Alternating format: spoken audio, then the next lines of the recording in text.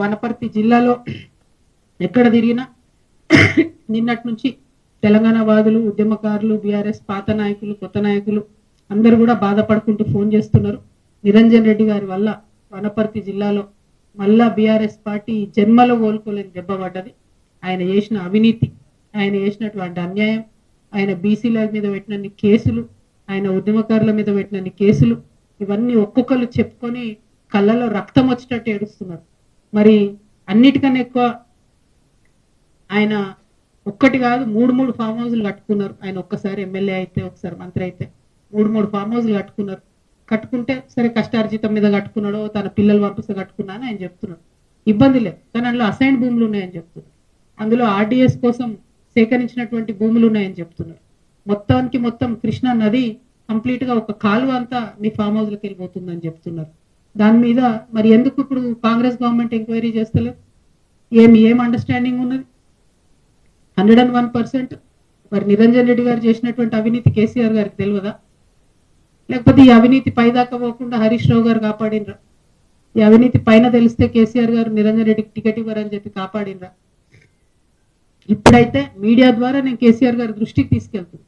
ఇక్కడ ఏ ఒక్క చిన్న పిల్లగాని కదిలిచ్చినా కూడా గొల్లుమని చెప్పి ఆయన అవినీతి గురించి చెప్తా ఉన్నారు. ఘోరాతి ఘోరమైన అరాచకాలు జరిగినాయి ఇక్కడ. ఇట్లాంటి నాయకుల్ని ప్రజల మీద రుద్దడం ఎందుకు? ఉద్యమకారులను ఇబ్బంది పెట్టడం ఎందుకు? దయచేసి ఇట్లాంటి మనుషులు ప్రజా జీవితంలో ఉండకూడదండి. ఇంకా ఈయన మనిషి, ఈ పెద్ద మనిషి మా తండ్రి ఏజ్ ఉంటాడని ఆయన ఇన్ని రోజులు ఏమనలే నేను. ఈయనేందో ఈమె పుచ్చు వంకాయ సచ్చు వంకాయ అనేదో మాట్లాడుతున్నాడు. నిరంజన్ రెడ్డి గారు, మీరు మా తండ్రి వయసులో ఉన్నారు కాబట్టి చాలా మర్యాద ఇచ్చి ఈ అంశాలన్నీ చాలా గౌరవంగా చెప్తున్నా నేను. మీరు అక్కడ లోకల్ ఎంఆర్ఓ ఆఫీస్ కాలబెడితే కూడా చూసుకుంటూ ఉండిపోయారట. మరి అది ఒకవేళ నిజంగా కేసీఆర్ గారికి తెలిసి ఊరుకుంటే మాత్రం 100% అది తప్పు అవుతుంది, అది కరెక్ట్ కాదు. ప్రజలు మంచి తీర్పు ఇచ్చారు. ఇంకా బీభత్సమైన మెజార్టీతో కొట్టేది ఉండే మిమ్మల్ని. ఇంకొకసారి నా మీద ఎటువంటి మాట్లాడితే తండ్రి వయసు అని కూడా చూడము, పిచ్చిగా మాట్లాడితే పుచ్చలేసిపోతా చెప్తున్నాను. సిన్సియర్గా సీరియస్గా ప్రజల సమస్యల మీద మాట్లాడుకుంటూ తిరుగుతుంటే ఎందుకంత భయం అవుతుంది మీకు? మీరు అంత తెలివితేటలు ఉన్నోళ్ళు అయితే, అంత గొప్పోళ్ళు అయితే, కేసీఆర్ గారు మీకు వ్యవసాయ శాఖ మంత్రి ఇస్తే ఎంత పని చేయాలి కాన్స్టిట్యున్సీకి? ఇట్లా పీడించుకొని తింటారా? ప్రజల రక్తం తాగుతారా మీరు? దేవుడు మాన్యాలు తింటారా? ఎవరైనా దేవుడి గుడిని కబ్జా పెట్టుకుంటారా? ఎవరైనా భూములు? పెబ్బేర్స్ అంతా మీకే కావాలి, వనపర్తి మార్కెట్ మీకే కావాలి, గద్వాళ్ళ భూములు మీకే కావాలి. ఏంది ఇది? అంతుండాలి కదా భూదాహానికి, ధనదాహానికి. మరి ఈ విషయం కేసీఆర్ గారికి తెలుసో తెలియదో నాకు తెలియదు. నేనైతే బలంగా ఇప్పటి వరకు తెలియదని అనుకుంటున్నాను. ఇప్పుడు మీ ద్వారా తెలియజేస్తున్నా, ఇటువంటి నాయకుల్ని ఏ పార్టీ కూడా సహకరించొద్దండి, కరెక్ట్ కాదు. అరే ఒక్కొక్కరు విషయం చెప్తుంటే 32 మంది బీసీ బిడ్డల మీద కేసులు పెడతారండి. ఒక్కసారి కాదు, రెండు సార్లు జైలుకు పంపించారు ఒక్కొక్కరిని. అయితే ఏమన్యాయం ఇది? ఏమన్నా రాచరికమా? ఊరేస్తారా ఎందుకు? నెక్స్ట్ మళ్ళా మీరు ఇంకా నా మీద మాట్లాడు. తప్పు చేస్తే నోరు మూసుకొని ఉండాలి కదా, కరెక్టా ఇది? ఇట్లాంటి వాటిని సహకరించడం ఏ పార్టీలకు కూడా కరెక్ట్ కాదు. ఒకటి కాదు, రెండు కాదు, ఇక చూస్తుంటే వెతుకుతుంటే అయితే దారుణమైన నిజాలు బయటపడుతున్నాయి.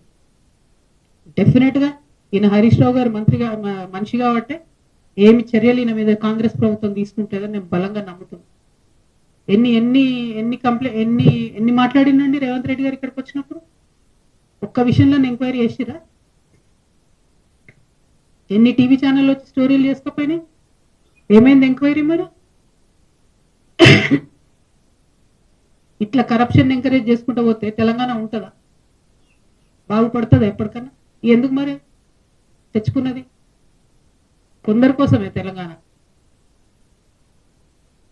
స్వర్గంలో ఉన్న పెద్ద మనిషి మీ మామగారు చూసి సిగ్గుపడుతుంటారు మిమ్మల్ని, నా పేరు చెడగొట్టినా బాబు. చాలా అన్యాయం. నేను చాలా రోజులు సైలెంట్గా ఉన్నా. మీరు మీ మనుషులు పెట్టి మీరు మాట్లాడి ఎటువంటి ఎందుకు మాట్లాడాలి నా మీద? ఏం తెలుసు మీకు నా గురించి? నేను ఒక ఆడబిడ్డగా నన్ను ఒక పార్టీ నుండి ఒక్క మాట అడగకుండా నన్ను సస్పెండ్ చేస్తే నా పని నేను చేసుకుంటూ ప్రజల కష్టాలు తెలుసుకోవడానికి పోతున్నా. మీలాంటి వాళ్ళని నేనేం అంటలేను కదా, చూసుకోవాలి కదా. అద్దాల మెడలు ఉన్నారు, వేల మీద రాయలు వేయొద్దు. దీనికి రిటార్ట్ మీరు ఇష్టం వచ్చినట్టు మాట్లాడితే బాగుండదు నేను చెప్తున్నా. ఒళ్ళు దగ్గర పెట్టుకొని చేసిన అలిగేషన్కి జవాబు ఇవ్వండి. అంతేగాని విమర్శ చేస్తాం, పర్సనల్గా మాట్లాడతాం, ఆడపిల్ల కదా ఏమంటదిలే అనుకుంటున్నాం. ఊరుకునేది లేదు ఇక ముందు నుండి. మీరు చేసిన మీరు చేసిన అన్యాయాలను చూస్తుంటే కింద చాలా చాలా దారుణమైన పరిస్థితులు ఉన్నాయి. ఇక ఈ వనపర్తిలో మాత్రం నిరంజన్ రెడ్డి గారు ఉంటే ఈ నాయకత్వంలో బీఆర్ఎస్ పార్టీ ఇక్కడ బతికి బట్టగట్టే క్వశ్చనే లేదు.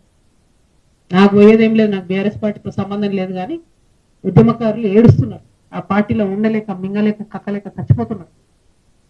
పెద్దసారికి తెలియదని నేను అనుకుంటున్నా, తెలిసేటట్టుగా చెప్తున్నా. దయచేసి ఇట్లాంటి వాళ్ళని మాత్రం ప్రజల మీద రుద్దడం అన్యాయం.